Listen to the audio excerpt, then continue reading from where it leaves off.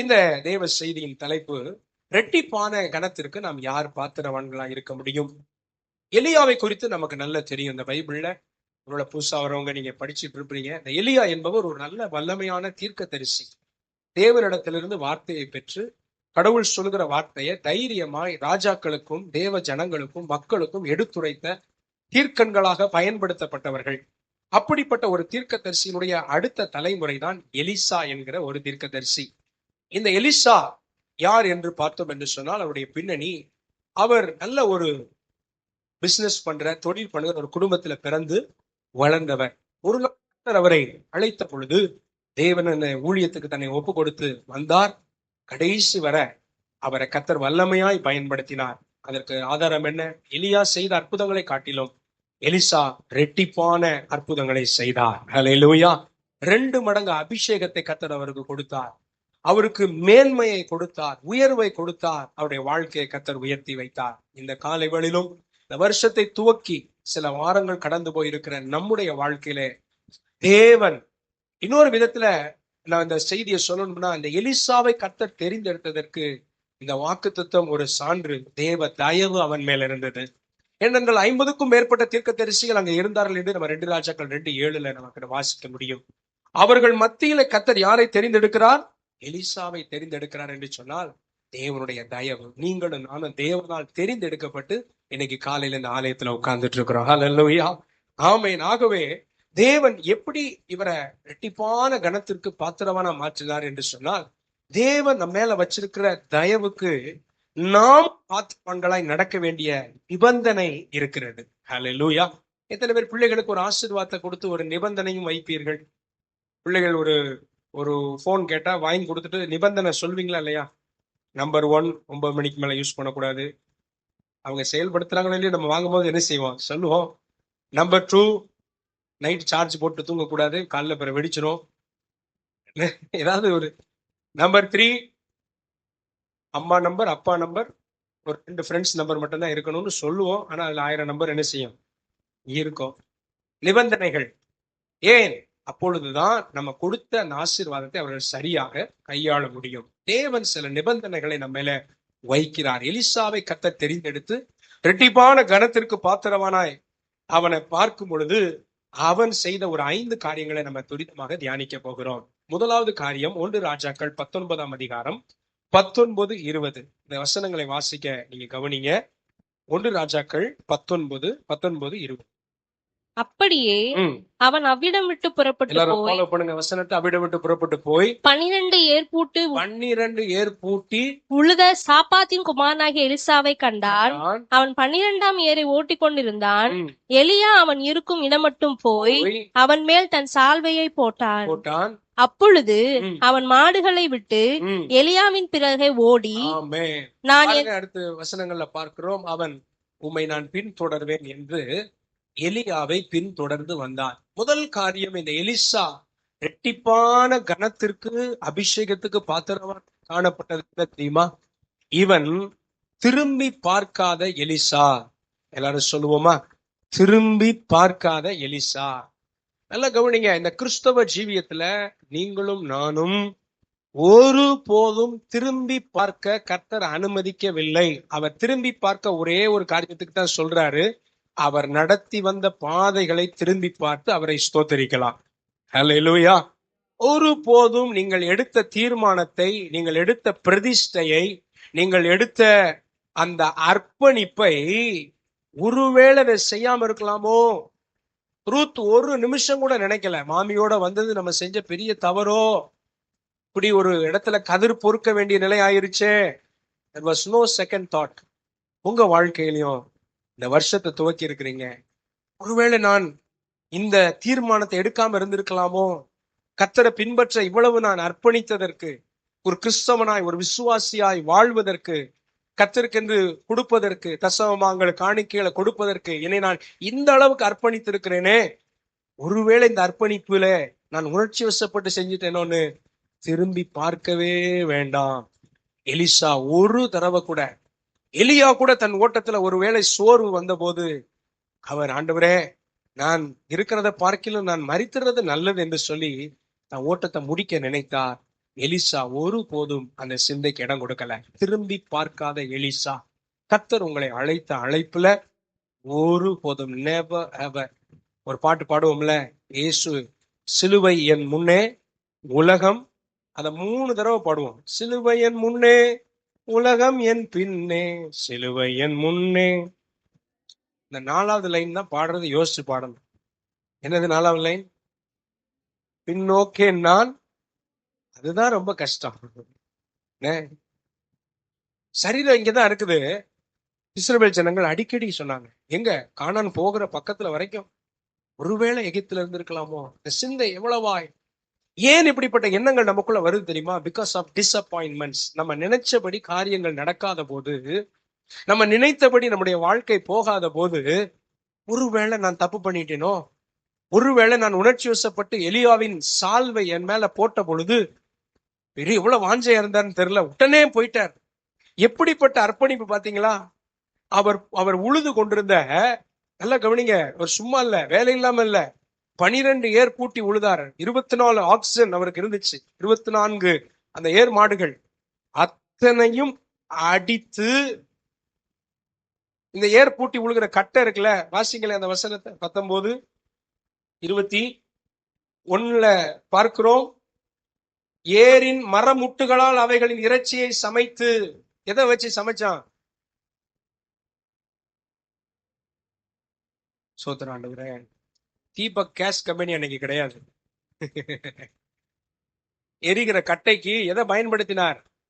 அந்த ஏர் பூட்டின மரக்கட்டை இருக்குல்ல, அதையும் உடைச்சு நொறுக்கி விறகா மாத்தி அடுப்புக்கு அடியில போட்டு இந்த எல்லா மாடுகளையும் அடிச்சு, சீஷர்கள் அழைத்த போது பைபிள் என்ன போட்டிருக்கு? மத்தேயு 4ஆம் அதிகாரத்தை என்ன வாசிக்கிறோம்? வலைகளை விட்டு பின் சென்றார்கள். அதுல ஒரு ஆப்ஷன் இருந்துச்சு, என்னைக்காவது ஒரு நாள் திரும்ப அந்த வலையை எடுத்து பயன்படுத்தலாம். அதே மாதிரி திரும்ப பயன்படுத்தினாங்க. ஆமாவா இல்லையா? திரும்ப வந்து மீன் பிடிக்கிற வேலைக்கு என்ன செஞ்சார்? போயிட்டார். ஆனா இவன் பாருங்க, இவனுடைய அர்ப்பணிப்பின் ஆழத்தை நீங்கள் கவனிக்க வேண்டும். என்ன ஒரு ஆழமான அர்ப்பணிப்பு!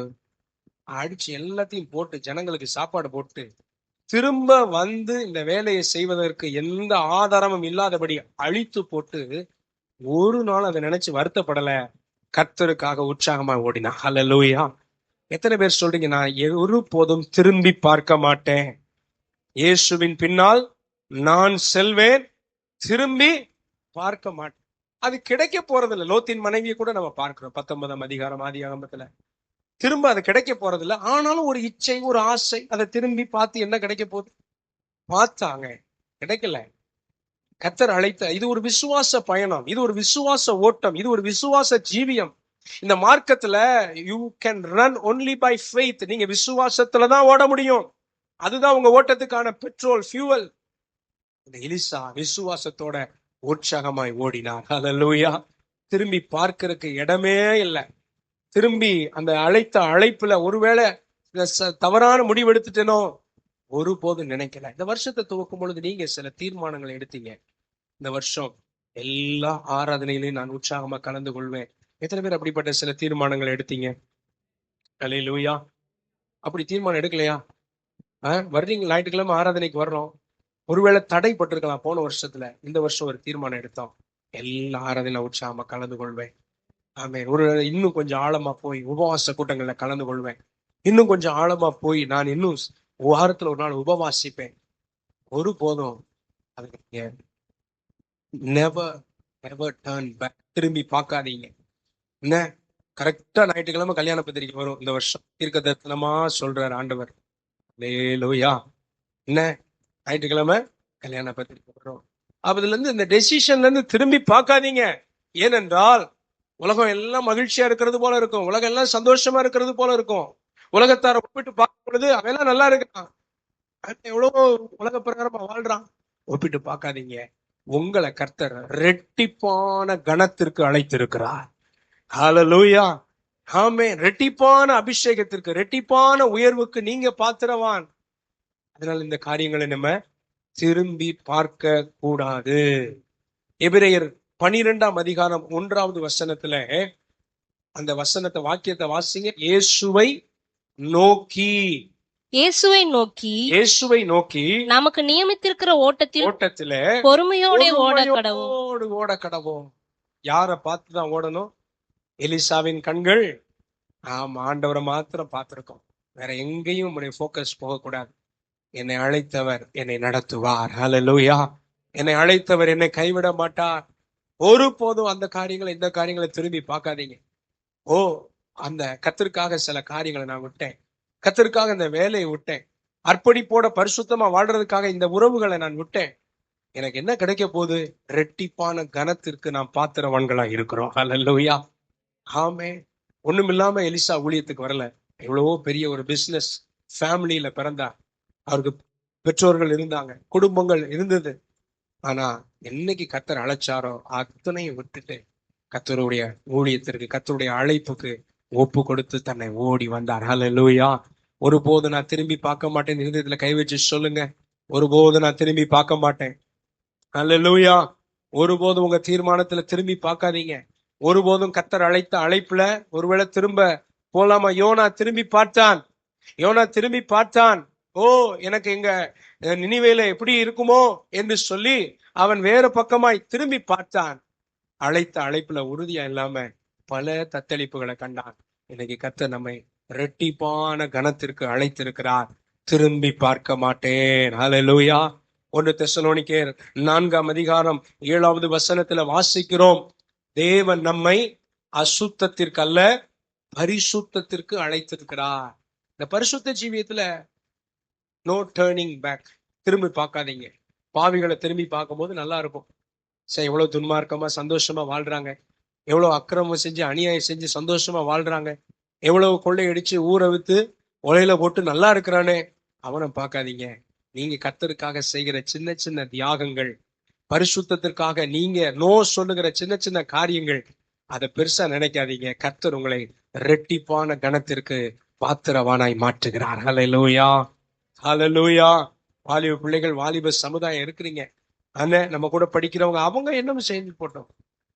பாஸ்டர் சுந்தரம் அவர்கள் அடிக்கடி சொல்லுகிற ஒரு ஸ்டேட்மெண்ட் உண்டு, others May do it but you may not. அவங்க செய்யலாம், நான் செய்ய மாட்டேன். அவங்க அப்படி வாழலாம், ஆனா நான் வாழ மாட்டேன். நான் பிரித்தெடுக்கப்பட்டவன். ஹல்லேலூயா. ஐ ஆம் சம்ஒன் ஸ்பெஷல். எத்தனை பேர் சொல்றீங்க நான் சிறப்பானவன் என்கிற சிந்தை உங்களுக்கு இருக்கணும். கழுவுற மீன்ல நழுவுற மீன் நம்முடைய சாட்சியபர சபையார் கிடையாது. ஆமாவா இல்லையா? கழுவுற மீன்ல நம்ம திடமாய் நிக்கிறவங்க. இந்த சால்மன் ஃபிஷ்ஷா எதிர்நீச்சல் போடுமாமே, அது ஒரு மீன் சொல்றாங்க, அது அப்படியே இந்த தண்ணி இப்படி விழுகுற எதிர்நீச்சல் போட்டு வருமா. அப்படிப்பட்ட ஆமேன் பாவத்துக்கு இழுக்கிற இந்த உலகத்துல உறுதியாய் நிற்க வேண்டும். ஹல்லேலூயா. ஹல்லேலூயா. ஆமென். பரிசுத்த ஜீவியம் அது உலகம் பார்க்க சிரிப்பா தான் தோன்றும். உலகம் நமக்கு நம்மள வேடிக்கையா தான் தெரியும். ஆனா கர்த்தர் உங்களை உயர்த்தும் பொழுது எலிசாவை போல ரெட்டிப்பான கனத்திற்கு உங்களை பாத்திரவான்களாய் அவர் உயர்த்தி நிறுத்தும் பொழுது நம்மை பார்த்த நகைத்த எல்லாரும் ஆச்சரியப்படத்தக்க நம்மளை பார்க்க உயர்த்துவார். ஹல்லேலூயா. உலகம் என் பின்னே சிலுவை என் முன்னே, உலகம் என் பின்னே சிலுவை என் முன்னே, உலகம் என் பின்னே பின்னோக்கே நான் பின்னோக்கே நான் பின்னோக்கே நான் பின்னோக்கே நான். எத்தனை கஷ்ட நஷ்டங்கள் வந்திருக்கும் எலிசாவுக்கு. எலியாவின் வாழ்க்கையை நாம் பார்க்கிறோம். காகங்களை கொண்டு போஷித்தார், ஒரு விதவையை கொண்டு போஷித்தார். நாளைக்கு சாப்பாடு கிடைக்குமான்னு ஷூரிட்டி கிடையாது அவருக்கு. அது போலதான் அந்த எலிசாவின் வாழ்க்கையிலும். ஆனா ஒரு நாள் அவன் நல்ல ஒரு வாழ்க்கை வாழ்ந்துகிட்டு இருந்தேன், கர்த்தர் ஏன் என்னை இந்த இதுக்கு அழைச்சாருன்னு ஒரு சின்ன சிந்தைக்கு கூட இடம் கொடுக்கலங்க. நம்ம இருதயம் சரீர பிரகாரமா ஆலயத்துல இருப்போம், சரீர பிரகாரமா தரிசனத்துக்கு ஓடுற மாதிரி இருக்கும். நம்முடைய இருதயமோ எகிப்து பக்கம் பின் வாழ்க்கைக்கு திரும்பி பார்க்கும். ஒருபோதும் இடம் கொடுக்க வேண்டாம். ஏன் நாம் திரும்பி பார்க்கிறோம்?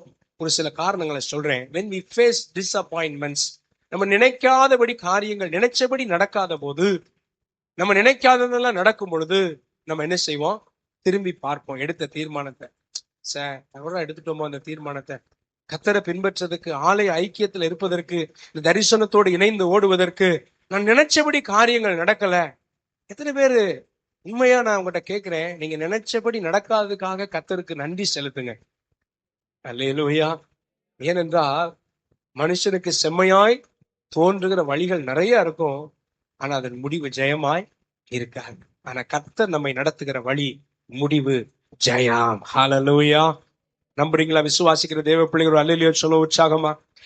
ஆமென். when you face disappointments, ஏமாற்றங்களை சந்திக்கிறோம். நான் எதிர்பார்த்தேன் கர்த்தர் இப்படி செய்வார், கர்த்தர் என்னை இப்படி நடத்துவார், கர்த்தர் என் குடும்பத்தை. யோசிச்சு பாருங்க, எலிசா நல்ல ஒரு ஃபைன் ஜென்டில்மேன், நல்ல ஒரு ஃபேமிலி, நல்ல ஒரு லைஃப். இன்னைக்கு நாளைக்கு ஆகாரத்துக்காக யோசிக்கிறவர் அல்ல, யோசித்து செலவு பண்ணுகிற குடும்பம் அல்ல, நல்ல செல்வ செழிப்பா வாழ்ந்தவர். எத்தனையோ டிசப்பாயின்மெண்ட் அவருக்கு வந்திருக்கும். பாத்தீங்களா?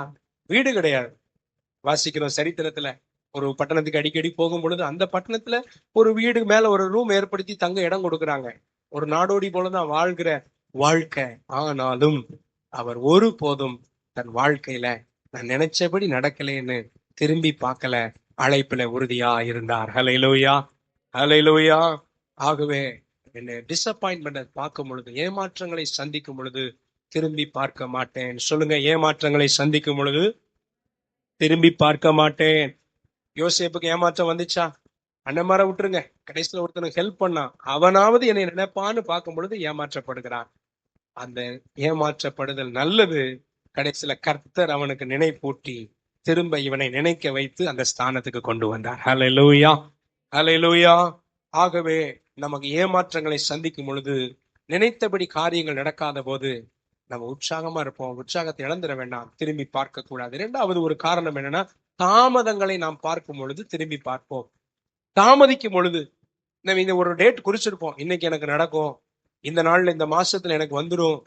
சில அநேக விசுவாசிகள் என்கிட்டயே சொல்லுவாங்க, பாஸ்டர் இந்த மாசத்துல எனக்கு இந்த அற்புதம் நடக்க போகுது, நான் எதிர்பார்த்திருந்த இந்த இடம் வித்து சொத்து பாகங்கள்லாம் பிரிச்சு எனக்கு ஒரு தொகை வரும். அதுல இன்னும் கொஞ்சம் உற்சாகமா என்ன சொல்லிடுவாங்க, அந்த தொகையிலிருந்து ஒரு காணிக்கையை சத்தருக்கு கொடுக்கணும்.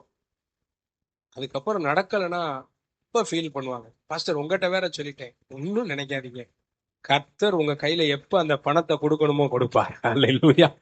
தாமதங்கள் நடக்கும் பொழுது உடனே நம்ம திரும்பி பார்ப்போம், நம்ம எடுத்த தீர்மானம் கரெக்டா, நம்ம எடுத்த தீர்மானம் தவறா எடுத்துட்டோமோ? திரும்பி பார்க்காதீங்க. No turning back. when you face delay, தாமதங்களை சந்திக்கும் பொழுது ஏற்ற நேரத்துல கர்த்தர் எனக்கு அதன் காரியத்தை செய்வார் என்கிற நம்பிக்கையோடு உட்கார்ந்திருப்போம். ஹல்லேலூயா, ஹல்லேலூயா. மூன்றாவது ஒரு காரணம் என்ன? சோர்வு. நம்ம சோர்வு வந்துருச்சுன்னு வைங்களேன், ஒரு சோர்வு, சரீர பிரகாரமான களைப்பை நான் சொல்லல, ஒரு உற்சாகமின்மை, நினைச்சபடி நடக்கலைங்கிற ஒரு சோர்வு வந்த உடனே என்ன வந்துடுது? திரும்பி பார்ப்போம். அப்படியே இருந்திருக்கலாம், அப்படியே இருந்திருக்கலாம், அந்த ஓட்டத்திலே ஓடி இருக்கலாம். எலியா கூப்பிட்டு சால்வையை போட்ட போது எத்தனையோ தீர்க்கதரிசிகள் இருக்காங்கல்ல, அவங்கள கூப்பிடுங்க, என்னையே ஏன் கூப்பிடுறீங்க, நான் வாட்டுக்கு என் வேலையை செஞ்சுக்கிட்டு இருக்கிறேன்னு நான் இருந்திருக்கலாமோ என்று நினைக்க எலிசா இடம் கொடுக்கவே இல்லை. அவனுக்கு எவ்வளவோ சோர் ஊட்டுகிற சூழ்நிலைகள் வந்த போதும் உறுதியா இருந்தான். என்னை அழைத்தவர் என்னை நடத்தி செல்வார், என்னை அழைத்தவர் என்னை நடத்தி செல்வார். சொல்லுங்க, என்னை அழைத்தவர் என்னை. ஹல்லேலூயா. சோர்வுற செய்கிறங்கள் காரியம் வருதா இல்லையா? நம்ம சர்ச்சை கூட ஒரு இடம் வாங்கிப்போம், அப்ளை பண்ணோம், பெர்மிஷன் கிடைக்கல, வேற இடம் வாங்கணும்னு முயற்சி பண்ணோம், அதுவும் சில தாமதங்கள். பிறகு முதலமைச்சர் ஒரு அறிவிப்பு கொடுத்தார், இருக்கிற இடத்துல என்ஓசி வாங்காம சர்ச்சு கட்டிடலாம். சொல்லவா வேணும் நமக்கு?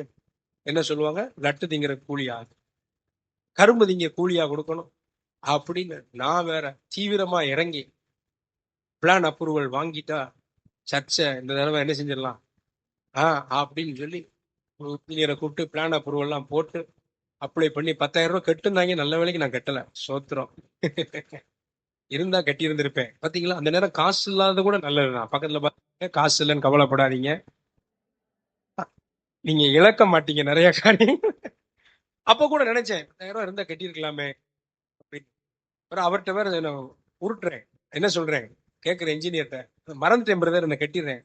மறந்தா அப்ப திரும்ப கட்டணும்ல, 3 நாளா எப்படி மறப்போம் பாருங்க. நேற்று காலையில் நியூஸ் கொடுது, நம்ம சர்ச்சை கட்ட பிடிக்காது போல என்ன, அதை மேல்முறையீடு மனு போட்டு ஹைகோர்ட் மதுரை பெஞ்சு திரும்ப அதை ஒத்தி வச்சுட்டாங்க. நானும் உற்சாகமா சொல்லிக்கிட்டு இருந்தேன், இந்த கிறிஸ்துமஸ் புது இடத்துலதான் அல்லேலூயா. ரொம்ப கஷ்டமா போச்சு. நாங்க ஒரு இடத்துக்கு எங்கேயோ கிளம்பிட்டு இருந்தோம் ஊழியத்துக்கு. நான் அப்படியே உட்கார்ந்துட்டேன். என்ன வழக்கமா நான் எல்லாரையும் வேமா கிளம்புங்க கார்ல ஏறும்போது இப்ப எங்க குடும்பத்தார் என்னை கூப்பிட்டாங்க. பிள்ளைகள்லாம் எப்ப எந்திரிங்க, என்ன உட்காந்துட்டீங்க, தூக்கம் வருதா அப்படின்ட்டாங்க. அப்படிதான்டா கேட்பீங்க, உங்களுக்கு என்ன தெரியும். பாருங்க, இதெல்லாம் நம்ம பார்க்கும் பொழுது ஆண்டவரே 2020 வாங்கிட்டோமே, 21ல கட்டுவோம், 2ல கட்டுவோம், 23ல கட்டுவோம், 24ல கட்டுவோம்னு பார்த்தா 25 தாண்டி 26 ஆயிடுச்சு. சரி, கவர்மெண்ட் ஆர்டரே வந்துருச்சு, முதலமைச்சரை சொல்லிட்டாருன்னு முயற்சி எடுத்தா இப்ப திரும்ப அது நல்ல வேலைக்கு நம்ம தாமதிச்சது நல்லதுதான். நம்ம வாட்டுக்கு கெட்ட ஆரம்பிச்சிடணும் வைங்க. நானும் போர்வெல் போட்டுருவோம் அது இதுன்னு கால்குலேஷன் போட்டு சர்ச்சில் அறிவிக்கிறதுக்கு எல்லாம் முன் குறிச்சு வச்சிருக்கேன். அப்ப நல்ல கவனிங்க. ஏன் இந்த இதை ஃபர்ஸ்ட் சர்வீஸ்ல எனக்கு இது ஞாபகம் வரல, நான் இது சொல்லல. ஏன் சொல்றேன்னா, சோர்வு வரும் பொழுது ஒருவேளை நம்ம எடுத்த தீர்மானம் ஒருவேளை தவறா திரும்பி பார்க்காதீங்க. தேவன் ஒருபோதும் தப்பு செய்கிறவர் அல்ல. உங்க வாழ்க்கையில எல்லாவற்றையும் நன்மைக்காக செய்கிறவர். அல்லேலூயா. 4வது ஒரு காரணம் எப்ப திரும்பி பார்ப்போம் தெரியுமா? நம்ம உலகத்தின் கம்ஃபர்ட்டுக்கு இடம் கொடுக்கும் பொழுது நம்ம திரும்பி பார்ப்போம். சுகபோகமான வாழ்க்கை, உலகத்தின் கம்ஃபர்ட்டை கொஞ்சம் நீங்க அனுபவிச்சு பழகிட்டீங்கன்னு வைங்களேன், ஒருவேளை அப்படியே இருந்திருக்கலாமோ, இன்னும் கொஞ்சம் நல்லா. ஞாயிற்றுக்கிழமை ஆனா ஸ்தோத்திரம், ஒரு 2-3 வீக்ஸ் முன்னாடி என் பையன் கேட்டான், அப்பா ஞாயிற்றுக்கிழமை என் ஃப்ரெண்ட்ஸ் ஒவ்வொருத்தரும் ஒவ்வொன்று செய்வாங்களாம்ப்பா அப்படின்னா. என்ன செய்வாங்களாம்? ஒருத்தன் 10 மணி வரைக்கும் தூங்குவானா, இன்னொருத்தன் காலையில அவங்க அப்பா மட்டன் எடுத்து வருவாங்களாம்ப்பா, அடிச்சு குடும்பமா உட்காந்து சாப்பிடுவாங்களாம் அப்படின்னா. இன்னொருத்தன் கேம் விளையாடுவாங்க அப்படின்னா. நான் சொன்னேன், இந்த 3 தேவையில்லாத வேலை, இது செய்யாம நீ சர்ச்சுக்கு வர்றதுக்கா கர்த்தரை ஸ்தோத்திரம் பண்ண அப்படின்னேன். அவர் என்ன கொள்ள வர்றாரு கீழே, நீங்க மட்டும் 5 மணிக்கு எழுப்பி சர்ச்சுக்கு கூட்டி போயிருக்கீங்களே அப்படின்னு. சின்ன பிள்ளைங்க தானே, நம்ம சத்தியத்தை சொல்லி கொடுக்குறோம். இல்லப்பா, இது இன்னைக்கு பார்க்க சாதாரணமா தெரியும், நானும் அன்னைக்கு பார்க்கும் போது அப்படிதான் தெரிந்தது, இன்னைக்கு தான் தெரியும் இது பாக்கியமான அனுபவம், இது மேன்மையான அனுபவம். ஹல்லேலூயா, ஹல்லேலூயா. கர்த்தர் நல்லவர் என்பதை நீங்க ருசிப்பீங்க. ஒருபோதும் you will never regret the decision you have made. நீங்க எடுத்த தீர்மானத்தை ஒருபோதும், ஏன் இப்படி நான் கர்த்தருக்கு என்று உறுதியா நின்னேன்னு கவலைப்படவே மாட்டீங்க. கர்த்தர் உங்களை இரட்டிப்பான கனத்திற்காக உயர்த்துவார். ஹல்லேலூயா. சோ உலகத்தின் கம்ஃபர்ட் வந்துச்சுன்னா கர்த்தர் கொடுத்தாருன்னு நன்றி செலுத்திடணும், திரும்பி போகலாம் என்று நினைக்கவே கூடாது. 2வது ஒரு காரியம், எப்படி இந்த எலிசா இரட்டிப்பான கனத்திற்கு பாத்திரவானாய் மாறினார்? திருப்தி அடையாத எலிசா. 2 ராஜாக்கள் 2ஆம் அதிகாரம் 9வது வசனம். அவர்கள் அக்கறைப்பட்ட பின்பு எலியா எலிசாவை நோக்கி, நான் உன்னை விட்டு எடுத்துக்கொள்ளப்படும் முன்னே நான் உனக்கு செய்ய வேண்டியது என்ன கேள் என்றான். அதற்கு எலிசா, உம்மிடத்தில் உள்ள ஆவியின் வரம் எனக்கு இரட்டிப்பாய் கிடைக்கும்படி வேண்டுகிறேன் என்றான். ஆமென். அழைக்கும் பொழுதே சால்வையை போட்டு ஒரு அபிஷேகத்தை கொடுத்துதான் அழைக்கிறார். ஆனால் பெற்றுக்கொண்ட அந்த அழைப்புல, இந்த ஆவிக்குரிய காரியங்களில திருப்தி இல்லாம இருக்கிறார் இந்த எலிசா. ரெட்டிப்பான வரம் என்று சொன்னால் நீங்க இது பேராசை நினைச்சிடக்கூடாது. ரெட்டிப்பான வரம் என்று சொன்னால் மூத்த குமாரனுக்கு கொடுக்கப்படுகிற இன்ஹெரிட்டன்ஸ், சுதந்திரமான காரியம். அவர் என்ன சொல்றாருன்னா, எலியா தீர்க்கதரிசி, உங்களை போல நான் கர்த்தருக்காக எழுப்பி பிரகாசிக்கணும். அல்லேலூயா. இந்த உலகத்துல எனக்கு எவ்வளவோ இருந்துச்சு, ஆண்டு அனுபவிச்சேன், எனக்கு பெருசு கிடையாது. உங்க மேல இருக்கிற அபிஷேகம் என் மீது வர வேண்டும் ரெட்டிப்பா. அல்லேலூயா. அவர் 8 அற்புதங்களை செஞ்சார், இவர் 16 அற்புதங்களை செஞ்சார். இன்றைக்கு ஆவிக்குரிய காரியங்களில நீங்க ஒருபோதும் திருப்தியே அடையக்கூடாது. சொல்லுங்க, நான் திருப்தி அடைய மாட்டேன். ஆமே. ஆலயத்துக்கு வருவதில் திருப்தி அடைஞ்சிடக்கூடாது. சின்ன பிள்ளையில இருந்து நான் கர்த்தரை தேடுறேன் அப்படின்னு ஒரு திருப்தி என்ன செஞ்சிடக்கூடாது, வந்துடவே கூடாது. இத்தனை வருஷமா நான் கர்த்தருக்காக ஓடிக்கிட்டு இருக்கிறேன், திருப்தி வந்துடவே கூடாது. எத்தனையோ ஆத்துமாக்களை ஆதாயப்படுத்தேன், திருப்தி வந்துடவே கூடாது. எனக்கு கர்த்தர் ஒரு சில வரங்களை கொடுத்திருக்கிறார், திருப்தி வந்துடவே கூடாது. இன்னும் வாஞ்சிக்கணும், இன்னும் கேட்கணும். பாருங்க, தொடர்ந்து அவர் கில்காலுக்கு 2ஆம் அதிகாரம் 1வது வசனத்துல கில்காலுக்கு போகிறேன் என்று சொல்லுகிறார். வான்னு கூப்பிடல. நம்ம எல்லாம் ரொம்ப சுயமரியாதை பார்க்கிறவர்கள், ஆமாவா இல்லையா? மீதியா இருக்கிறீங்க. கல்யாண பத்திரிக்கை வச்சு வீடு தேடி வந்து வாசப்படி தேடி வந்து கொடுத்துட்டு போனாலும் வச்சான், ஆனா ஒரு போன் போட்டு கூப்பிடல. சொல்லி இருக்கிறீங்களா இல்ல? நான் அப்படிப்பட்ட ஆள்களை ஒரு சிலரை பார்த்திருக்கேன். என்னது பத்திரிக்கை வச்சாலும் நாங்கெல்லாம் ஓடிடுவோம், நல்ல வேலை கிடைச்சிச்சு அப்படின்னு. சும்மா சொல்ல, சில நேரங்கள் நிறைய பத்திரிக்கை இருக்கும், ஊழியத்தை நிமித்த போக முடியாது. நம்ம சபை காரியங்களுக்கு தான் நம்ம முக்கியத்துவம் கொடுப்போம். அல்லேலூயா. அப்ப என்ன செஞ்சிருவோம்? கூப்பிடல அப்ப நினைக்கிறது உண்டு பாருங்க. எலிசா பெரிய ஆள், சாதாரணமான மனுஷன் இல்ல, பெரிய ஒரு பொசிஷன்ல இருக்கிறவர். இவருக்கு பின்னாடியே ஓடுறாருங்க. இவரு கில்காலுக்கு நான் போறேன்னு சொன்னா, 2ஆம் அதிகாரம் 1வது வசனத்துல அந்த பின் பகுதியை வாசிங்க. 2ஆம் வசனம். எலிசாவை நோக்கி, நீ இங்கே, நான் உங்களை வராதீங்க அப்படின்னு சொல்லி ஒரு இடத்துக்கு நீங்க யாராவது வருவீங்களா? வாங்கனாலே வர மாட்டேங்கிறோம். 2ஆம் சர்வீஸ் நிறைய வெளிப்பாடு வருது. ரொம்ப ஜோம் பண்ணிட்டு வந்திருக்கிறீங்க. உங்களை யோசிச்சு பாருங்க. நான் ஒரு கூட்டத்துக்கு கூப்பிடுறேன், ஒருவேளை சில நாள் வர முடியாது. ஆவிக்குரிய காரியங்கள்ல வாஞ்ச இருக்கணுங்கிறத சொல்ல வரேன். நீ இங்க இரு அப்படிங்கிற. வாங்கப்பா, யாராவது ஒரு பேர் வாங்க, நீங்க இங்க இரு. இப்ப இவர் எலியான்னு வச்சுக்கங்க. இவர் என்னைய சொல்றாரு, நீங்க இங்கே இரு அப்படிங்கிறார். கை நீட்டுங்க, அப்படி நீ இங்கே இரு அப்படின்ட்டு இவர் போறாரு. இவரும் பின்னாடியே போறாரு. எவ்வளவு டிஸ்டர்பன்ஸ்! என்ன நினைப்பாரு ஐயா? என்ன நினைப்பாரு எலியா? என்ன நினைப்பாரு? கிடையவே கிடையாது. ஆனா வசனம் சொல்லுது, 2ஆம் அதிகாரம் 2வது வசனத்தின் கடைசி வாக்கியம், அப்படியே இருவரும் பெத்தேலுக்கு வராதன்னு சொல்றாரு. போறார். கில்கால்ல இருந்து பெத்தேல், பெத்தேல்ல இருந்து எரிகோ, எரிகோல இருந்து யோர்தான். ஒவ்வொன்றுக்கும் சில ஆவிக்குரிய அர்த்தங்கள் இருக்கு. அதை நம்ம தியானிச்சிருக்கிறோம். கடைசியில இவ்வளவு தூரம் போயிட்டோம். 9வது வசனத்துல வாசிங்களேன்.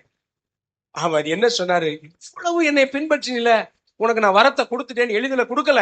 அடுத்த வசனத்தை, 9வது வசனத்தை வாசிப்போம். அவர்கள் அக்கறைப்பட்ட பின்பு எலியா எலிசாவை நோக்கி, நான் உன்னை விட்டு எடுத்துக்கொள்ளப்படும். நான் உன்னை விட்டு, இவர் சுழல் காற்றுல கர்த்தர் என்ன செஞ்சுட்டாரு? எடுத்துக்கிட்டாரு. இவரை மரணத்தை பார்க்கல எலியா. நான் எடுத்துக்கொள்ளப்படும் முன்னே நான் உனக்கு செய்யணும்னு கேட்டாரு. அதற்கு எலிசா, உம்மிடத்தில் உள்ள ஆவி வேண்டுகிறேன் என்றான்.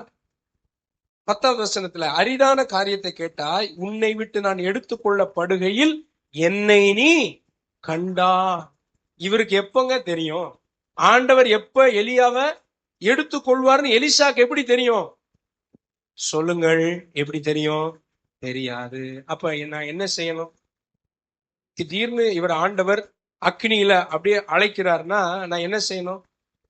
இவர் ஒரு விசுவாசியை பார்த்து ஜெபிக்க போறாரு. நானும் என்ன செய்வேன்? ஏய் இருயா, நான் தனியா ஜெபிக்க வேண்டிய, நீங்க அங்க ஜெபம் பண்ணுங்க, நான் வெளியே ஒட்டு கேட்க மாட்டேன் ஐயா. ஆஞ்சைய பாருங்களேன். அல்லேலூயா, அல்லேலூயா. பாருங்க, அந்த மாதிரி ஆண்டுடைய காரியத்துல திருப்தியே வரக்கூடாது. சொல்லுங்க, ஆவிக்குரிய காரியங்களில வசனம் என்ன போட்டிருக்கு? மத்தேயு 5ல, நீதியின் மேல் பாக்கியவான்கள். தாவீதுக்கு என்ன இருந்துச்சு? ஒரு தாகம். சங்கீதம் 63:1 வாசிக்கிறோம். தேவனே, வறண்டதும் விடாய்த்ததும் தண்ணீரற்றதுமான நிலத்திலே என் ஆத்துமா உண்மையில தாகமா இருக்கிறது. தீராத ஒரு தாகம் இருந்துச்சு, தனியாத ஒரு தாகம். திருப்தி அடையாத எலிசா அந்த அபிஷேகத்தை வாங்குற வரைக்கும் விடல போய்கிட்டே இருக்கிறார். போற இடத்துல எல்லாம் நீங்களும் அப்படி வாஞ்சையோடு இருக்கணும். ரெட்டிப்பான கனத்திற்கு யார் பாத்திரவான்? யார் பாத்திரவான்? ஆவிக்குரிய காரியங்களில திருப்தி அடையாம இருக்கணும். அல்லேலூயா, ஆமென். தேவ பிரசன்னத்தின் மீது வாஞ்சை வாசித்தோம்ல, சங்கீதம் 63. வேற எதுல திருப்தி அடையக்கூடாது? ஜெபத்துல 1 தெசலோனிக்கேயர் 5:17 இடைவிடாமல் ஜெபம் பண்ணுங்கள். அப்படின்னா காலையில ஜெபம் பண்ணிட்டேன், திருப்தி இல்ல. மத்தியானமும் ஜெபிக்கிறேன், திருப்தி இல்ல. சாயங்காலமும் ஜெபிக்கிறேன், திருப்தி இல்ல. இரவும் ஜெபிக்கிறேன், திருப்தி இல்ல. அதிகாலமே எழுந்து 3 மணிக்கே ஜெபிக்கிறேன், திருப்தி இல்ல. வேலைக்கு போகும்போது ஜெபிக்கிறேன், திருப்தி இல்ல. எவ்வளவு ஆண்டவரோட க்ளோஸா போனாலும் இன்னும் என் ஆத்துமா இல்ல, அவரை இன்னும் வாஞ்சிக்கிறது. ஹல்லேலூயா, ஹல்லேலூயா, ஹல்லேலூயா, ஹல்லேலூயா, ஹல்லேலூயா. பட்னி கிடக்கிறவங்களுக்கு பசிக்காது, கரெக்டா சாப்பிடுறவங்களுக்கு தான் பசிக்கும். ஆமா, நீங்க பட்னி உபவாசம் ட்ரை பண்ணி பாருங்க. அந்த ஹங்கர் பேங்ஸ் ஹெவியா அடிக்கும். அந்த நேரத்துல அமைதியா கண்டுக்கிடாம வேலையை செய்யுங்க, பசி அடங்கிடும். ஆனா கரெக்டா 3 வேளையும் சாப்பிட்டு பழகினவங்களுக்கு பெல் அடிச்ச மாதிரி என்ன செய்யும்? பசிக்கும். அதேதான் ஆவிக்குரிய காரியத்திலையும் கொண்டு வர்றேன். தேவ பிரசன்னத்துல உண்மையாய் ருசி கண்டவர்கள் திருப்தி அடையாம திரும்ப திரும்ப திரும்ப தேவ பிரசன்னத்தையும் ஜெப வாழ்க்கையையும் 2 பேதுருல வாசிக்க, 1 பேதுரு 2:3 தேவ வசனத்தின் மீது புதிதாய் பிறந்த குழந்தைகளை போல வாஞ்சை இருங்கள் நாங்கள்ல. அதன் மேல நமக்கு வாஞ்சையும் தாகம் அதிகரிக்கும். சாப்பிடுறவங்களுக்கு தான், சாப்பிடாதவங்க அப்படி பட்னி போட்டு போட்டு அந்த வயிறு அதுக்கு அடாப்ட் ஆயிடும். நிறைய பேர் பார்த்திருக்கீங்களா, காலை சாப்பாடே சாப்பிட மாட்டாங்க, பார்த்திருக்கீங்களா? நீங்க அவங்களுக்கு முன்னாடி எவ்வளவு ரொம்ப சுவையான இட்லி சாம்பாரை கொடுத்தா, சரவண பவன்ல வாங்கி தந்து காமிச்சாலும் அது அவங்களுக்கு பெருசா தெரியாது. என்ன பழக்கம்? ஆவிக்குரிய ஜீவித்துல அப்படித்தான். ஜெபிக்காமலே இருந்து பழகினவங்களுக்கு ஜெபம் ரொம்ப ருசியா இருக்காது. துதிக்காமலே தேவ பிரசன்னத்தை வாஞ்சிக்காமலே இருந்து பழகக்கூடாது. எலிசா போல கிட்டத்தட்ட இவரோட ஒரு 10 வருஷத்துக்கு மூத்தவர், 10 வருஷமா அவருக்கு பணிவிட ஊழியம் செஞ்சிருக்கிறார். திருப்தி இல்ல. திரும்ப திரும்ப திரும்ப திரும்ப திரும்ப எல்லாம் என் கூட சேர்ந்து சொல்லுங்க, இன்னும் நான் ஜெபிப்பேன், இன்னும் ஜெபிப்பேன், இன்னும் பிரசன்னத்தை வாஞ்சிப்பேன். ஹல்லேலூயா. பிரசன்னத்தின் மீது வாஞ்ச. அடுத்து விசுவாசத்துல திருப்தி அடைஞ்சிடக்கூடாது. அது ஒண்ணு, தனியாத தாகம். ஏனென்றால் சீஷர்கள் லூக்கா 17:5 எங்கள் விசுவாசத்தை வர்த்திக்க பண்ணும் என்று கேட்டார்கள். இன்னைக்கு சபையில காணப்படுகிற ஒரு காரியம் என்ன தெரியுமா? ஒரு சின்ன அற்புதம் நடந்த உடனே உங்க விசுவாசத்தின் மேல உங்களுக்கு திருப்தி வந்துருது. நான் ஜெபித்து கர்த்தர் எனக்கு ஒரு 50 மார்க் கொடுத்தார், மிச்சம் 50 மார்க் யார் எடுக்க போறா? பிள்ளைகள்லாம் என்னை பாக்குறாங்க. நான் ஜெபம் பண்ணேன் பாஸ்டர் 55, ஐயோ 32 பல்லும் தெரியுது, மிச்சம் 45 யார் எடுக்க போறா? அது கர்த்தரை தேடாதவங்களை கொடுத்து வச்சிருப்போம். ரொம்ப பரிதாபம் இரக்கம்லாம் நம்ம பிள்ளைகளுக்கு ரொம்ப உண்டு. கொஞ்சம் படிப்புன்னு வந்துட்டா சுயநலவாதி மாதிரி என்ன செய்யணும்? தப்பா சொல்லிட்டேன் ஏதாவது? உங்களுக்கு நியமித்திருக்கிற ஓட்டத்துல நீங்க தான் ஓடணும், வேற யாரும் ஓட முடியாது. ஹல்லேலூயா. ஆமா, சின்ன ஒரு அற்புதம் நடந்த உடனே அதுல திருப்தி வந்துருது. பாஸ்டர் நான் ஜெபம் பண்ணேன், கர்த்தர் எனக்கு 1000 ரூபாய் கொடுத்தார். 15 லட்சம் ரூபாய் செக்க சாப்பிட்ட மாதிரி சொல்லிக்கிட்டு இருக்கிறீங்க. இன்னும் நீங்க எவ்வளவோ காரியங்களை கர்த்தருக்கு செய்யணுமே. 1000த்துக்காக விசுவாசத்தை நீங்க 10,000த்துக்காக என்ன செய்யணும்? ஹல்லேலூயா. கொஞ்ச நாளா நான் ஜெபம் பண்ணிக்கிட்டு இருக்கேன், இந்த லட்ச ப்ராஜெக்ட் எல்லாம் விட்டுட்டு கோடிகளுக்கு என்னை கொண்டு போ. அவன் 120 கோடி கட்சி கட்டுறேன்னு சொல்றாங்க. ஒரு கோடிக்காவது கட்டுவோம். ஆமே. எங்க பிராக்டிக் கிறிஸ்டியன் லைஃப் வந்து ஒரு பிராக்டிகலான லைஃப். இதுல ஜெயிச்சா அடுத்த நிலைக்கு நம்ம என்ன செய்வோம்? போய்கிட்டே இருப்போம். இன்னைக்கு எனக்கு 1000 ரூபாய் கர்த்தர் அற்புதம் செஞ்சுட்டாரா, அடுத்து நாளைக்கு இருக்க போகிற பெரிய மதில் போன்ற தேவைக்கு நான் அவரை இன்னும் விசுவாசிப்பேன். திருப்தி அடையாதீங்க. பக்கத்துல பார்த்து சொல்லுங்க, விசுவாசத்துல திருப்தி அடைஞ்சிடாதீங்க. இதுவரைக்கும் உங்க விசுவாசத்துல எத்தனை அற்புதங்கள் நடந்துச்சு, ஆனா 2026ல இதிலும் பெரிதானவைகளை காண போகிறேன். எலிசா போல திருப்தியே இல்லை. இன்னும் ஜெபிக்க போறேன், இன்னும் துதிக்க போறேன், இன்னும் பாட போகிறேன், கர்த்தரை மகிமைப்படுத்த போகிறேன், மகிமையானவைகளை அவர் எனக்கு செய்வார். 3வதாக தாழ்மையோடு தண்ணீர் வார்த்த எலிசா. எப்படி இந்த ரெட்டிப்பான வரம் தெரியுமா? தாழ்மையோடு தண்ணீர் வார்த்தா. ஏற்கனவே இவருடைய பேக்ரவுண்ட சொன்னேன். இவர் ஒரு பிசினஸ் மேன், இவர் ஒரு நல்ல ஒரு தொழிலதிபர். நல்ல சரித்திரங்கள் சொல்லுது, பைபிள் எல்லா டீட்டெயிலும் இல்ல, ஆனா சரித்திரங்கள் சொல்லுது இவருக்கு நல்ல அப்பா, நல்ல பிசினஸ் மேன். அப்படிப்பட்ட ஒரு குடும்பத்தில இருந்து வந்த இவ கிட்டத்தட்ட 6 to 10 வருஷமா இந்த எலியாவுக்கு நல்ல அந்த வசனத்தை வாசிங்க, 2 ராஜாக்கள் 3:11. அப்பொழுது யோசபாத், நான் கர்த்தரிடத்தில் விசாரிக்கும்படி கர்த்தருடைய தீர்க்கதரிசி ஒருவரும் இங்கே இல்லையா என்று கேட்டதற்கு எலியாவின் கைகளுக்கு தண்ணீர் வார்த்த சாபாதின் குமாரனாகிய எலிசா இங்கே இருக்கிறார் என்று. பாருங்களேன், இப்ப ஸ்தோத்திரம், நீங்க நல்ல ஒரு திறமைசாலியா ஒரு காரியத்தை செஞ்சிருக்கிறீங்க. அதை சொல்லிதானே ஒரு ஒரு ஒரு ராஜாவிட்ட உங்களை அறிமுகப்படுத்தினா எதை சொல்லி அறிமுகப்படுத்த விரும்புவீங்க? இப்ப என்னைய ஒரு ஒரு ஒரு நம்ம முதலமைச்சர்கிட்ட அறிமுகப்படுத்துறாங்கன்னா ஏதாவது நான் பண்ண அச்சீவ்மெண்ட்ஸ் சொன்னா எனக்கு சந்தோஷமா இருக்கும். இவர் 10ஆப்ல தக்கி முக்கி பாஸ் ஆனாரு, இப்படி சொன்னாங்கன்னா எனக்கு எப்படி இருக்கும்? இந்த எலிசாவை ஒரு பெரிய மேன், மைட்டி மேன், எலியா மாதிரி கிடையாது, எலிசா பயங்கரமான ஆள் அப்படிலாம் சொல்லலைங்க. எலியாவின் கைகளுக்கு தண்ணீர் வார்த்த சாப்பாத்தின் குமாரனாகிய எலிசா. என்ன என்ன தாழ்மை பாத்தீங்களா? அப்படித்தான் தன்னை ஐடென்டிஃபை பண்ண அவர் விரும்பினார். மேன்மைக்கு முன்னானது தாழ்மை. பைபிள் பிரின்சிபல் அதுதான். இதை ஹோல்டு பண்ணீங்கன்னா உங்க வாழ்க்கை ரெட்டிப்பான மேன்மையை கிடைக்கும். ஹல்லேலூயா. அதே வசனம் சொல்லுது, விழுதலுக்கு முன்னானது மனமேட்டிமை, பெருமை. இந்த வருஷம் ஒவ்வொரு நாளும் சிலுவை அண்டையில உட்கார்ந்து, ஆண்டவரே என்னை நான் தாழ்த்துறேன் ஆண்டவரே, நான் கண்ட மேன்மைகள் எல்லாம் உம் கரத்தின் ஈவு, நான் பார்க்கும் உயர்வுகள் எல்லாம் தயவு, இதுவரை என்னை நீர் நடத்தினதற்கு நான் எம்மாத்திரம் எம்மாத்திரம். ஹல்லேலூயா. கர்த்தர் கொடுத்த உயர்வு, அந்த தாழ்மை இருந்துட்டே இருக்கணும். தன்னை ஒரு பெரிய ஆளை ஐடென்டிஃபை பண்ணப்பட விரும்பல. தண்ணீர் குடிக்க கொடுத்தான்னு கூட போடல. கைகள் கழுவ, போன வாரம் பைபிள் ஸ்டடியில கால்களை கழுவினார் இயேசு கிறிஸ்து. அதை வச்சு தியானிச்சோம். 7 பாயிண்ட்ஸ். அதுல கடைசியா சொன்ன காரியம் என்ன தெரியுமா? It was not an one time event. ஒரு தடவை கழுவுறதல்ல, கால்களை கழுவுதல்.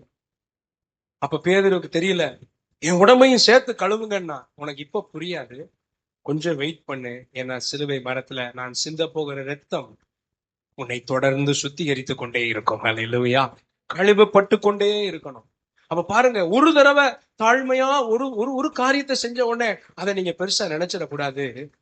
லைஃப் லாங்கா என்னை நான் தாழ்த்திக்கிட்டே இருப்பேன், கர்த்தர் என்னை உயர்த்தி கொண்டே இருப்பா. ஹல்லேலூயா. பைபிள்ல வசனம் அதான் சொல்லுது. எல்லாரும் சொல்லுங்க, பிள்ளைகள்லாம், தன்னை தாழ்த்துகிற எவனும் உயர்த்தப்படுவான். ஆண்டவர் அப்படித்தான் உங்களை உயர்த்துவார். ஆமே. உங்களை சிலர் புட் டவுன் பண்ணி பேசுறாங்களா? ஓகே, நோ ப்ராப்ளம், விட்டுருங்க. கர்த்தர் உங்களை உயர்த்தும் பொழுது ஆச்சரியப்பட்டு போவாங்க. ஹல்லேலூயா. தாழ்த்தினார். எலியாவின் கைகளுக்கு தண்ணீர் வார்த்த எலிசா. எவ்வளவு நம்மளை தாழ்த்த கர்த்தர் சமூகத்துல நம்ம அர்ப்பணிக்கிறோம். அவரை தாழ்த்தினாருங்க. இவர் செர்வன்ட்னு சொன்னாங்கங்க. யாருக்கு செர்வன்டா இருந்தாரோ அவர் செஞ்சதை விட ரெட்டிப்பான அற்புதங்களை செய்தார். ஹல்லேலூயா. விசுவாசிக்கிறீங்களா? ஆமே. சில மனுஷர்கள் முன்பாக நீங்க தாழ்ந்து போக சூழ்நிலை வரும் பொழுது நீங்க வெக்கப்படாதீங்க, நீங்க யோசிக்காதீங்க, தாழ்ந்து போக ஒப்பு கொடுத்துருங்க. கர்த்தர் தாழ்த்தினவர்களுக்கு முன்பாக உங்களை உயர்த்துவார். எலியா அவரை தாழ்த்தல, ஆனா இவர் தாழ்மையாய் பணிவிட ஊழியம் செஞ்சார். எலியாவை விட பெரிய காரியங்களை கர்த்தர் செய்தார். ஹல்லேலூயா. எத்தனை பேர் ஒப்பு கொடுப்பீங்க? ஆண்டவரே என்னை தாழ்த்துகிறேன். ஒரு நிமிஷம் ஜெபம் பண்ணுங்க. தலையில கை வச்சாப்பா, ஆண்டவரே என்னை நான் தாழ்த்துகிறேன். இந்த வருஷம் எவ்வளவு உங்களுக்கு கிருபைகள், வரங்கள், திறமைகள், பணம், சம்பாத்தியம், ஆசீர்வாதம் என்ன வந்தாலும் சிலுவைக்கு முன்பாக என்னை நான் தாழ்த்துகிறேன். ஆண்டவரே தாழ்த்துகிறேன். இயேசுவின் தாழ்மையை பார்க்கிறோம். ஆமென். ஹல்லேலூயா. மரண பரியந்தமும் தம்மை என்ன செஞ்சாராம்? தாழ்த்தினாராம். டில் டெத். அது வரைக்கும் ஒரு போதும் மேட்டிமையான எண்ணத்துக்கு இடம் கொடுக்கல. நம்ம பைபிள் கொடுக்கிற கிறிஸ்டியன் வேல்யூ என்ன தெரியுமா? நம்மை தாழ்த்துவது. ஹல்லேலூயா. தாழ்வு மனப்பான்மை என்று நீங்க தவறா எடுத்துக்கிட கூடாது. உங்களை குறித்து நீங்க ரொம்ப குறைவாக, இழிவாக அப்படி நினைக்கிறதல்ல தாழ்மை. அது போலியான ஃபால்ஸ் ஹியூமிலிட்டி. உண்மையான தாழ்மை என்ன தெரியுமா? நம்ம எவ்வளவு கர்த்தர் எனக்கு மேன்மை கொடுத்தாலும் இதற்கு காரணர் அவர். ஹல்லேலூயா. ஸ்தோத்திரம். 4வதாக திருவசனத்தை சுமந்த எலிசா. ஃபர்ஸ்ட் பாயிண்ட் ஞாபகப்படுத்தி சொல்லுவோமா? திரும்பி பார்க்காத எலிசா, திருப்தி அடையாத எலிசா, தண்ணீர் வார்த்த எலிசா. 4வதாக திருவசனத்தை சுமந்த எலிசா. நல்ல கவனிங்க. இந்த எலிசாவை தேடி 3 ராஜாக்கள் யுத்தம் பண்ணிட்டு இருக்கிறாங்க. யுத்தம் பண்றதுக்காக புறப்பட்டு போகிறார்கள். தண்ணீர் இல்லை. இவங்களும் குடிக்கணும், வீரர்களும் குடிக்கணும், கால்நடைகளும் குடிக்கணும். 3 கிங்ஸ், ராஜாக்களை தேடிதான் மனுஷர்கள் போகணுங்க. ஆனா ஏசாயா 60:3 சொல்லுது, உதிக்கிற உன் ஒளியின் இடத்திற்கு ராஜாக்கள் நடந்து வருவார்கள். இந்த 3 ராஜாக்களும் நடந்து வர்றாங்க. ஊரே பார்த்துக்கிட்டு இருக்கு. யாரோ ஒரு பெரிய விஐபிய பார்க்க போறாங்க போல அப்படின்னு பார்த்தா யார்? எலிசா. ஒரு சாதாரணமான ஒரு மனுஷன் தான். ஆனா அவனிடத்துல என்ன இருந்தது? 2 ராஜாக்கள் 3ஆம் அதிகாரம். ஸ்தோத்திரம். அந்த வார்த்தையை சொல்லுவோமா? 12வது வசனம். அப்பொழுது யோசபாத் அவனை நோக்கி, கர்த்தருடைய வார்த்தை அவனிடத்தில் இருக்கிறது என்றார். உங்ககிட்ட என்ன இருக்குதுங்க? உங்களிடத்துல என்ன இருக்குது? உங்க இருதயத்தின் நிறைவினால் வாய் பேச போகுதுன்னு வசனம் சொல்லுது. நம்ம இருதயத்துல உலகத்தின் காரியங்கள் நிறைஞ்சிருக்கிறதா, தேவ வசனம் நிறைந்திருக்கிறதா? திருவசனத்துக்காக அதை சுமந்து கொண்டிருந்த எலிசா அவனை தேடி ஒரு 3 ராஜாக்கள் வரும் பொழுது நல்ல ஆலோசனை கொடுத்தாரு. அது என்ன வார்த்தை தெரியுமா? காற்றையும் காண மாட்டீர்கள், மழையையும் பார்க்க மாட்டீர்கள். இந்த வாய்க்கால்களை எல்லாம் வெட்டுங்கள், பள்ளத்தாக்கு எல்லாம் தண்ணீரால் நிரப்பப்படும். இது யாருடைய வார்த்தை? விசுவாச வார்த்தை, கர்த்தர் கொடுக்கிற வார்த்தை. ஆமென். இந்த வருஷம் இதை நீங்க சுமந்துட்டு போகணும். அதுதான் உங்களுக்கு ஆசீர்வாதம். இந்த திருவசனத்தை சுமந்து வந்தான். தேவ வார்த்தை, விசுவாசத்தை கட்டி எழுப்புகிற வார்த்தை. 3 காரியங்களை இதுல போட்டேன் நானு. ஏற்ற நேரத்துல சொல்லப்பட்ட வார்த்தை, விண்ணப்பத்திற்கு ஏற்ற வார்த்தை, விசுவாசத்தை பலப்படுத்தும் வார்த்தை, விடுவிக்கும் வார்த்தை. அருமையான வார்த்தை. இந்த ஒரே ஒரு வசனம் தான் அந்த 3 ராஜாக்களுக்கும் தண்ணீர் கிடைத்தது. அதை வெட்ட சொல்லும் போது எல்லாம் கேட்டிருப்பாங்க, குடிக்கே தண்ணி இல்லையா, நீ வாட்டுக்கு பள்ளத்தாக்க வெட்டுங்கிற. ராஜா அவங்களை பார்த்திருப்பாங்க, அறிகுறி இல்லாம என்ன சொல்ற, முட்டாள்தனமா இருக்குது, நீ வெட்டு. என்ன, நமக்கு வார்த்தையை சொன்னவர், தேவனுடைய வார்த்தையை சுமந்து வருகிற எலிசா. ஹல்லேலூயா. எதை சுமக்குறீங்க? கேரி யுவர் பைபிள்னு சொல்லுவாங்க ஆங்கிலத்துல. இந்த பைபிளை எத்தனை பேர் சுமக்குறீங்க? கையில சுமந்து சர்ச்சுக்கு வர்றதில்ல. இந்த வார்த்தைகள் நம்ம இருதயத்துல பதிக்கப்படட்டும். அதிகாலையில் எழுந்து இதை வாசிப்போம். ஹல்லேலூயா. சங்கீத நேரத்துல பாஸ்டர் சொன்னாங்கல்ல, இந்த ஜிபிஎஸ் போல. இந்த ஜிபிஎஸ் போன வாரம் அவங்க அந்த கோத்தகிரி செமினாருக்கு போயிருந்தப்ப எனக்கு இந்த சிறுமுகை மேட்டுப்பாளையம் வரைக்கும் ரூட் தெரியும்னு சொல்லிட்டு நான் போயிட்டேன். வேற ஒரு இடத்துல எனக்கு ரூட் குழப்பும் பொழுது நான் ஜிபிஎஸ் ஆன் பண்ணா என்னைய கொஞ்சம் ரொம்ப சுத்தி விட்டுருச்சு. அவங்க பேசும்போது எனக்கு அது கனெக்ட் ஆச்சு. பாதியில ஆன் பண்ணிட்டா ரொம்ப கஷ்டம். பயணத்தை துவக்கும் பொழுதே அந்த கருவியை ஆன் பண்ணிட்டோம்னா போக வேண்டிய இடம், டைரக்ஷன், எத்தனை மணி நேரம், எத்தனை கிலோமீட்டர், இடையில என்ன ஸ்டாப்பிங் இருக்குது, என்ன வளைவு நெளிவு, எல்லாத்தையும் கிளியரா நமக்கு காமிச்சிடும். அதுதான் இந்த தேவ வார்த்தை. அதிகாலையில தாவீதை போல எத்தனை பேர் இந்த வசனத்தை தியானிக்க ஒப்பு கொடுக்குறீங்க? இந்த திரு வசனத்தை எத்தனை பேர் தியானிக்க ஒப்பு கொடுக்குறீங்க? எத்தனை பேர் இந்த வசனத்தை மீது வாஞ்சையா இருப்பேன்னு சொல்றீங்க? இன்னைக்கே எடுத்து வாசிக்க ஆரம்பிங்க. நாளைக்கு அல்ல, இன்னைக்கே. ஹல்லேலூயா. இன்றைக்கே 2 அதிகாரத்தை வாசிங்க. இந்த வசனம் அதை சாப்பிட சாப்பிட உங்களுக்கு பசி உண்டாகும். இந்த வாசிக்க வாசிக்க கியூரியாசிட்டியும் வாஞ்சையும் உண்டாகும். இந்த வசனத்தை வாசிங்க. ஹல்லேலூயா.